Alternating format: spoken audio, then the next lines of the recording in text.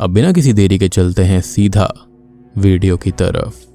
Movie की शुरुआत में हम कार्तिका नाम की एक लड़की को देखते हैं जिसे मिलने उसकी फ्रेंड आई हुई थी। प्रिया आते ही कार्तिका से पूछती है कि अब वो कैसा फील कर रही है, क्योंकि हाल ही में कार्तिका का ब्रेकअप हुआ था जिस वजह से वो काफी उदास रहा करती थी और ये पैंडेमिक का समय होता है, इसलिए दोनों ज्यादा घर से बाहर नहीं निकल सकते थे। अब प्रिया कार्तिका को इन सब चीजों को भूलने का एक आइडिया देती है और कहती है कि उसे तो बुक पढ़ना वैसे ही पसंद है और अभी अभी प्रिया के भाई ने एक पुरानी लाइब्रेरी खरीदी है, तो वहाँ पर वो चले और जाकर पुरानी बुक्स पढ़े। ये सुनते ही कार्तिका बहुत खुश हो जाती है और अगले ही सीन में हम कार्तिका को उसी लाइब्रेरी में देखते हैं जहाँ पर पीछे से प्रिया का भाई आनंद आता है और वो बोलता है कि ये लाइब्रेरी 100 साल से भी पुरानी है। अब तभी कार्तिका लाइब्रेरी में पढ़ने के लिए एक फिक्शनल किताब ढूंढने लगती है क्योंकि उसे फिक्शन बहुत पसंद था और जल्दी ही उसको करुंग काप्यम नाम की एक किताब मिल जाती है। करुंग काप्यम या फिर ब्लैक नोवेल एक बड़ी सी फिक्शनल स्टोरी वाली किताब थी जिसमें कई सारी डरावनी कहानियां थी और देखने में ही वो किताब बहुत सालों पुरानी लग रही थी। एनीवेज अब कार्तिका उस किताब को ले लेती है और उसे पढ़ना शुरू कर देती है, जिसके स्टार्टिंग में ही बुक पर लिखा हुआ था कि मैं इस किताब को उन रहस्यों के लिए डेडिकेट करती हूँ जो कि इस जादुई दुनिया में है। कार्तिका अब किताब पढ़ना शुरू करती है और सबसे पहली कहानी का नाम होता है काली जुबान वाली औरत। तो कहानी की शुरुआत में हम मीरा नाम की एक लड़की को सीढ़ियों पर बैठकर रोता हुआ देखते हैं। तभी वहां पर शक्ति नाम का एक लड़का गुजरता है जो कि उसी बिल्डिंग में रहता था और पूछने पर मीरा शक्ति को बताती है कि उसने इस बिल्डिंग में रूम लिया था, लेकिन जब वो आज रहने के लिए यहाँ पर आई तो उसके लैंडलॉर्ड ने उसे रूम देने से मना कर दिया। इनफैक्ट उसने अपने दोस्त से भी पूछा कि क्या वो कुछ दिन उसके घर में रह सकती है, लेकिन वहां भी उसे निराशा ही हाथ लगी। इतना कहकर मीरा दुखी हो जाती है और तभी शक्ति ये कहता है कि वो अकेला ही रहता है और वो चाहे तो उसके साथ पेंडेमिक एंड होने तक रह सकती है, जिसके बाद में वो खुश हो जाती है और शक्ति की बात मान लेती है। मीरा अब अपना पूरा सामान लेकर शक्ति के घर में चली जाती है, जिसके बाद ये सीन यहीं पर कट होता है। अब अगली सुबह हम मीरा को देखते हैं जो कि सो के उठी थी और वो शक्ति से बात करने जाती है, जहाँ पर वो उसको बताता है कि हमारी बिल्डिंग के अंदर B13 फ्लैट के ओनर की मौत हो गई है और वो भी उसकी वाइफ ने ही उसको मारा है। वो आगे बताता है कि हस्बैंड वाइफ में झगड़ा चल रहा था, जिसके अंदर वाइफ ने गुस्से में आकर रोलिंग पिन से हस्बैंड के सर पर मार दिया, जिससे उसके सर के 2 टुकड़े हो गए। अब ये बात सुनते ही मीरा पूरी तरह से शॉक्ड हो जाती है क्योंकि B13 फ्लैट का ओनर ही उसका लैंडलॉर्ड था जिसने उसे कल घर देने से मना कर दिया और जाते हुए मीरा ने उसे गुस्से में ये कहा था कि उसकी मौत हो जाएगी और उसके सर के 2 टुकड़े हो जाएंगे, जो कि आज बिल्कुल वैसा ही हुआ है।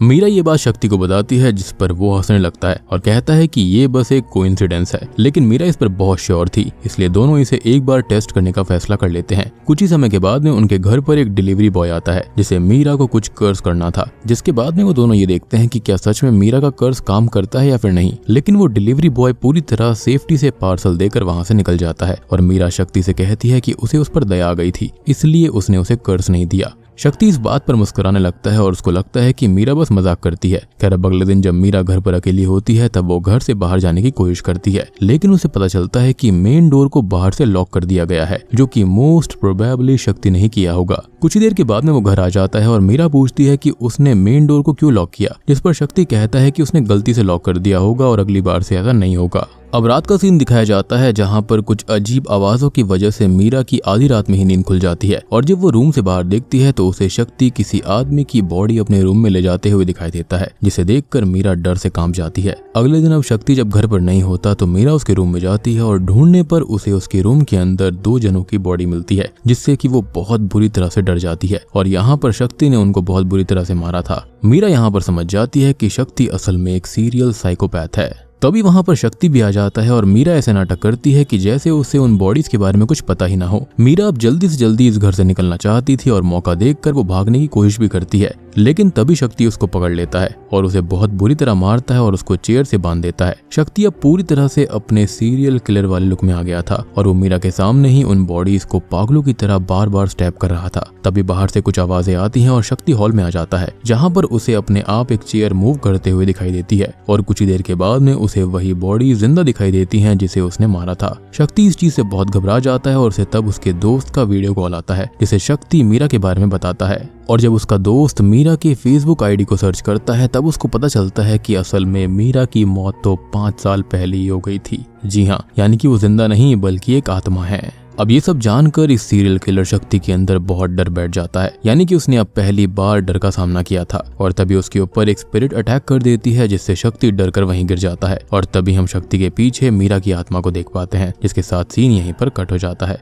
अगले सीन में हम मीरा को अपना सामान लेकर वहां पर सीढ़ी पर आता हुआ देखते हैं, यानी कि इसी आत्मा को, जहां पर थोड़ा मुस्कुराने के बाद में वो वापस से रोने लगती है, यानी कि उसने शक्ति को मार दिया था और अब वो अपने दूसरे शिकार की तलाश में थी। और इसी तरह से ये पहली वाली कहानी यहाँ पर खत्म हो जाती है। अब कहानी पढ़ने के बाद में कार्तिका प्रिया को कॉल लगाती है, लेकिन प्रिया किसी और से बात कर रही होती है, जिस वजह से कार्तिका उससे बात नहीं कर पाती, जिसके बाद में वो दूसरी कहानी की तरफ बढ़ती है। अब हमें एक लड़की को किसी के घर के बाहर नॉक करते हुए दिखाया जाता है, जिसके बाद घर से एक लड़की बाहर आती है जिसका नाम काजल था। और काजल असल में एक फेमस फिटनेस इन्फ्लुएंसर होती है। तभी वो लड़का काजल से कहने लगता है कि वो भी एक यूट्यूबर है और वो उसके साथ वीडियो बनाना चाहता है। और काफी इंसिस्ट करने के बाद काजल मान भी जाती है और लड़के को अंदर आने के लिए कहती है। अब हम काजल के लाइफस्टाइल को देख पाते हैं, जहाँ पर उसका काम पेंडेमिक के समय लोगों को लाइव फिटनेस टिप्स देना था और वो ऐसे ही रोज लाइव स्ट्रीम किया करती। तभी एक दिन काजल को लाइव स्ट्रीम करते हुए अपने घर में एक अनजान आदमी घूमते हुए दिखता है, जिससे काजल डर जाती है और स्ट्रीम बंद करके उस आदमी को ढूंढने चली जाती है। अब जैसे ही वो आदमी उसके सामने आता है तो वो काजल पर हमला कर देता है। पर हैरानी वाली बात तो ये होती है कि अगले ही पल वो आदमी काजल से दूर भी भागने लगता है, जिसके बाद काजल एक ऑब्जेक्ट से उस आदमी के सर पर मारती है और उसे घसीट कर एक कमरे में ले जाती है, जिसके अंदर कई सारे आदमियों को काजल ने कैद कर रखा था। अब हम समझ पाते हैं कि काजल असल में एक साइको है, जिसे आदमियों की उंगलियां खाना पसंद है, यानी कि उसके अंदर कैनिबलिस्टिक नेचर भी था, इसलिए उस कमरे में किसी भी आदमी की उंगलियां नहीं थी। वहीं पर हम उस यूट्यूबर लड़के को भी देख पाते हैं, जो कि उस दिन वीडियो बनाने काजल के पास आया था, लेकिन उसने उसे भी कैद कर लिया। तभी काजल एक आदमी का हाथ लेती है और उसकी उंगलियां काटने लगती है, लेकिन उसी वक्त कोई काजल से मिलने आ जाता है। और काजल जब बाहर जाकर देखती है तब वहां पर एक दूसरा यूट्यूबर लड़का था, जिसे भी काजल के साथ वीडियो बनाने थे। और काजल फिर उसे अंदर आने के लिए कह देती है, जिसके बाद ये वाली कहानी यहीं पर खत्म हो जाती है, यानी कि उस लड़के का भी सेम हाल होने वाला था। कहानी को पढ़ने के बाद में हमें कार्तिका को दिखाया जाता है, जो कि इसको पढ़कर कुछ सोच रही थी, लेकिन तभी उसे लाइब्रेरी के कोने के अंदर एक आत्मा दिखती है। वो कुछ आगे सोचती कि उससे पहले ही उसे प्रिया का कॉल आ जाता है और कार्तिका उसे पढ़ी हुई दोनों कहानियों के बारे में बोलती है और उसको बताती है कि इस किताब में पेंडेमिक और अभी के प्राइम मिनिस्टर और भी कई चीजों के बारे में लिखा है। जिसके बाद प्रिया उस किताब के राइटर का नाम पूछती है, लेकिन राइटर का नाम मिट गया था, इसलिए कार्तिका उसे पढ़ नहीं पाती। अब प्रिया फिर कार्तिका से कहती है कि वो अपने भाई से इस किताब के राइटर का नाम पूछकर उसे कॉल करेगी। इसके बाद में कार्तिका फोन रख देती है और तीसरी कहानी की तरफ प्रस्थान करती है। इस कहानी के अंदर हम श्रुति और जेकब नाम के दो जनों को देखते हैं, जो कि famous music composer Siddharth Abhimanyu को अपॉइंट करते हैं। जेकब को असल में अपनी मूवी के लिए म्यूजिक चाहिए था, जिसके लिए उसने एज अ सिंगर श्रुति और as a music composer Siddharth को चुना था। कुछ ही देर के बाद में सिद्धार्थ बाहर आता है और उन दोनों को अंदर लेकर जाता है, जिसके बाद श्रुति अपने गाने को रिकॉर्ड करने लगती है। लेकिन सिद्धार्थ को बीच बीच में ऐसा लग रहा था कि श्रुति उसे कुछ बुरा बोल रही है। इस चीज को सिद्धार्थ जेकब को कई बार बताता है और इस बात से श्रुति गुस्सा हो जाती है और स्टूडियो से जाने लगती है, क्योंकि उसने ऐसा कुछ कहा ही नहीं था। लेकिन उसी वक्त स्टूडियो की लाइट चली जाती है और इनके घर को भी किसी ने बाहर से लॉक कर दिया था, जिस वजह से ये लोग बाहर नहीं जा सकते थे। सिद्धार्थ अब कुछ कैंडल्स लेकर आता है और उन्हें जलाने की कोशिश करता है, लेकिन बार बार कैंडल्स को एक आत्मा आकर बुझा दिया करती थी, जिससे सिद्धार्थ फ्रस्ट्रेट होकर वहां से जाने लगता है। अब कुछ देर के बाद में वहां पर एक औरत लैंप लेकर आती है और दोनों के बीच में बैठकर रोने लगती है, जिससे श्रुति को लगता है कि सिद्धार्थ ने इसे यहाँ पर कैद करके रखा होगा। तभी वहां पर सिद्धार्थ वापस आता है, जिसे श्रुति उस लेडी के बारे में पूछती है, लेकिन सिद्धार्थ ये कहता है कि उसे ऐसी किसी भी लेडी के बारे में कुछ नहीं पता और यहाँ तक कि वो लेडी भी वहां से गायब हो गई थी। अब इनके साथ यहाँ पर पैरानॉर्मल चीजें होना शुरू हो जाती हैं, जहाँ पर इन्हें एक बौना आदमी, एक पंजाबी, एक चाय वाला, एक किन्नर और उसी लेडी की आत्मा दिखती है, जिससे डरकर जेकब और श्रुति वहां से भाग जाते हैं। अब अगली रात का सीन दिखाया जाता है, जहाँ पर जेकब को उसके बॉस का कॉल आता है और वो उससे पूछता है कि क्या वो किसी दारू पीने वाले मरे हुए आदमी से म्यूजिक कंपोज करवा रहा है, जिसको सुनकर जेकब को कुछ भी समझ में नहीं आता और उसका बॉस उसे न्यूज देखने के लिए कहता है। वो जल्दी से न्यूज ओपन करता है और उसको पता चलता है कि असल में सिद्धार्थ अभिमन्यु की तो कुछ दिन पहले ही शराब पीकर कार चलाने की वजह से मौत हो चुकी है, जिसके चलते उसने 5 लोगों को भी कार से ठोककर मार दिया था और ये 5 लोग वही थे जिनकी आत्मा को जेकब ने स्टूडियो में देखा था।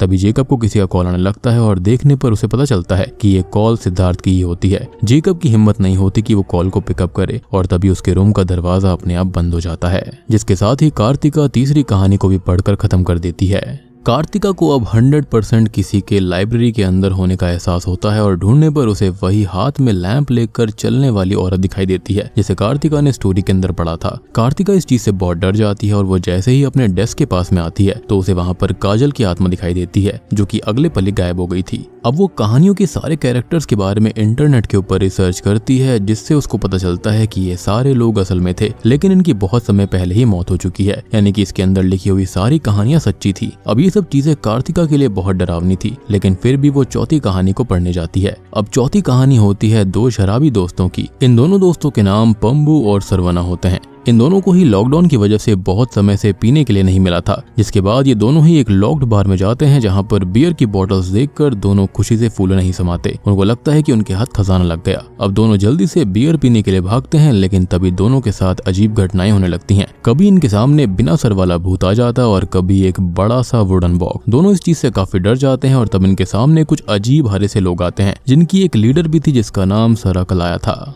सरकलाया दोनों से कहती है कि वो लोग एलियंस हैं और लॉकडाउन की वजह से वो यहाँ से नहीं जा सकते। वो कोविड-19 को इंसानों की गलती बताती है और कहती है कि उनकी ही वजह से वो लोग यहाँ पर फंसे हैं। साथ ही साथ में वो ये बोलती है कि उनकी रेस को अल्कोहल से एनर्जी मिलती है इसलिए वो लोग यहाँ पर हैं और इस वजह से उन दोनों को यहाँ पर अल्कोहल नहीं मिलेगा। अब वो दोनों अल्कोहल के लिए काफी रिक्वेस्ट करते हैं जिस पर सरकलाया उन्हें एक टेस्ट पास करने के लिए कहती है। वो उन दोनों को ही एनलाइटमेंट की पावर देती है जिससे कि वो जो भी मांगेंगे पूरा हो जाएगा। अब पहले सरवना विश करता है लेकिन उसने जो विश किया था वो नहीं आता। उसके बदले वहां पर एक वीणा आ जाती है। सरवना इस चीज से काफी हैरान हो जाता है और फिर उसको याद आता है कि उसकी बहन को उसने बचपन में वीणा गिफ्ट करने का वादा किया था जो कि उसने आज तक पूरा नहीं किया। तभी पंबू अब अपनी दादी को कॉल लगाता है जिसे उसकी फैमिली ने बहुत समय पहले ही ओल्ड एज होम में छोड़ दिया था। पंबू ने भी उनकी केयर नहीं करी थी। वो फिर अपनी दादी से माफी मांगता है और इसको देखकर सरकलाया भी इमोशनल हो जाती है। इस चीज से दोनों को अपनी गलती का एहसास होता है कि कैसे उन्होंने अपनी जिंदगी बर्बाद करी। और अब सरकलाया दोनों से कहती है कि तुम दोनों इस टेस्ट में पास हो गए हो, लेकिन फिर भी सरकलाया उन दोनों को अल्कोहल नहीं देती। और तभी वहां पर पुलिस ऑफिसर्स की गाड़ी की आवाज आती है जिसके बाद में सरकलाया अपने लोगों के साथ वहां से चली जाती है। अब इस कहानी के खत्म होते ही यहाँ पर कार्तिका को सरकलाया और उसके लोग दिखते हैं। तब सरकलाया कार्तिका से कहती है कि सिर्फ उसकी ही वजह से वो लोग इधर हैं, यानी कि हो सकता है कि कहानियां पढ़ने की वजह से कहानियों के कैरेक्टर्स बाहर आ रहे हों। तभी कार्तिका आगे ना पढ़ने का फैसला ले लेती है लेकिन फिर वो अपना मन बदलकर वापस से पढ़ने के लिए बैठ जाती है और अब वो आखिरी कहानी की तरफ थी। कहानी की शुरुआत में हम एक गांव को देखते हैं जहां पर लोगों के बच्चे अपने आप ही गायब हो रहे थे। बस इतना ही नहीं था, वहां पर कोई रात में गांव के लोगों को भी मार रहा था और ऐसे ही आज रात कंदा नाम के एक आदमी को किसी ने मार दिया था। अब कहानी में आगे हम कार्तिका नाम की ही एक औरत को देखते हैं जो कि अपनी बेटी उमयल के साथ खेल रही होती है। तभी कार्तिका का देवर काशी वहां पर आ जाता है और वो बताता है कि भैया को मिलिट्री लीव मिल गई है और वो घर वापस आ रहे हैं। वो इस बात से बहुत खुश हो जाती है लेकिन तभी वो लोग देखते हैं कि गांव के सभी लोग कहीं पर भाग कर जा रहे हैं और वहां पर जाकर देखने पर सभी को कांदा की डेड बॉडी दिखती है। उसी वक्त वहां पर गांव का सरपंच भी होता है जिसे काशी इन सब मर्डर्स और बच्चों की किडनैपिंग के बारे में इन्वेस्टिगेट करने कहता है।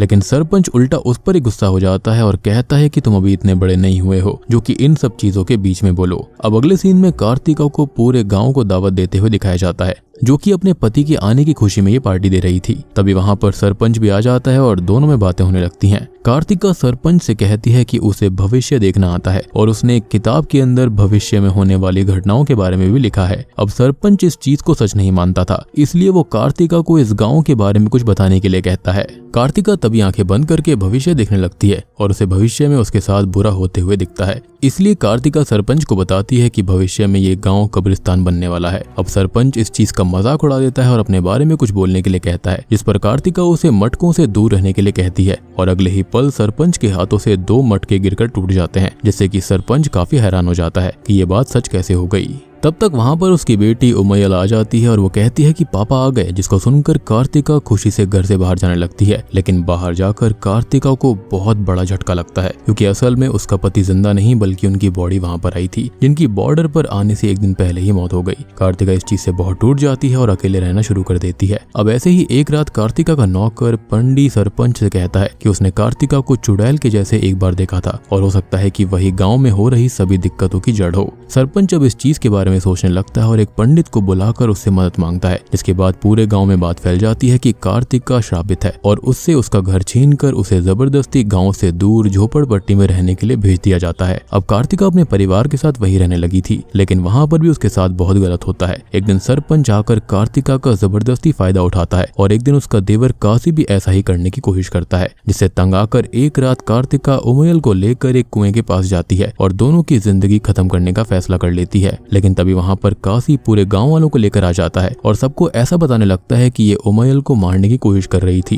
जिसके बाद सारे गांव वाले मिलकर कार्तिका को मारने लगते हैं। अब अगले दिन का सीन दिखाया जाता है जहाँ पर कार्तिका को मारते हुए गाँव वाले उसे एक पेड़ के पास ले जाते हैं और वहीं पर उसे पत्थर मार मार कर खत्म कर देते हैं और इस तरह से कार्तिका की जान चली जाती है। अब हम पांडी, काशी और पंडित को एक साथ बैठकर शराब पीते हुए देखते हैं, जहां पर हमको पता चलता है कि ये सब इन तीनों का ही बनाया हुआ प्लान था, जिसके अंदर कार्तिका को चुड़ैल साबित करके उसको मरवा कर उसकी प्रॉपर्टी तीनों हथियाना चाहते थे। अब तीनों कार्तिका के मरने की खुशी में एंजॉय कर रहे थे, पर तभी उनके पीछे से कार्तिका की आत्मा आती है जो कि उसी वक्त तीनों को खत्म कर देती है और इस तरह से ये आखिरी कहानी यहीं पर खत्म हो जाती है। तभी यहाँ पर कार्तिका, जो कि इस कहानी को पढ़ रही थी, उसे लाइब्रेरी में फिर से किसी के होने का एहसास होता है और इस बार उसे खुद कहानी वाली कार्तिका की आत्मा दिखती है, जिससे डर कर वो बुक लेकर अपने घर आ जाती है। अब घर पर कार्तिका ये सारी बातें प्रिया को बताती है और दोनों को तब हैरानी होती है जब इस बुक के राइटर का नाम उनको पता चलता है, जो कि उमयल कार्तिका था, जो कि उस आखिरी कहानी की औरत और उसकी लड़की का नाम था। और यहाँ तक कि प्रेजेंट टाइम वाली कार्तिका का फुल नेम भी उमयल कार्तिका ही था। प्रिया अब कार्तिका से ये बात भी कहती है कि उसका सिग्नेचर भी किताब वाली राइटर से मिलता है, तो हो सकता है कि शायद वो उस कहानी वाली कार्तिका का पुनर्जन्म होगा।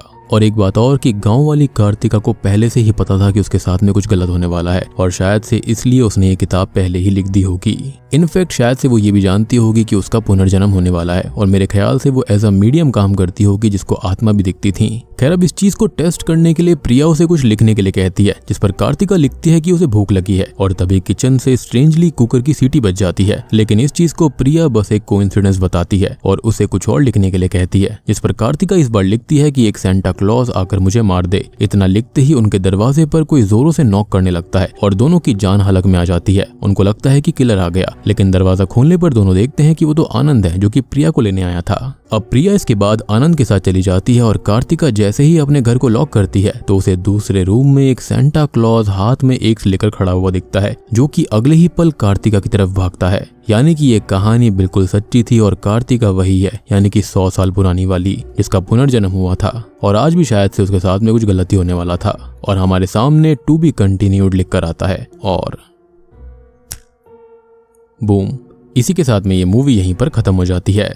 तो दोस्तों, ये थी करुण कापियम तमिल हॉरर फिल्म की कहानी। उम्मीद करता हूँ कि आपको पसंद आई होगी। और यार, पता नहीं क्यों इस फिल्म को देखकर मुझे बुक्स ऑफ ब्लड नाम की एक फिल्म की याद आती है, जो कि एक फॉरेन हॉरर फिल्म है। और अगर आपने उस फिल्म को नहीं देखा है तो उसको भी जाकर देखना, आपको थोड़ी बहुत सिमिलैरिटी जरूर मिलेंगी।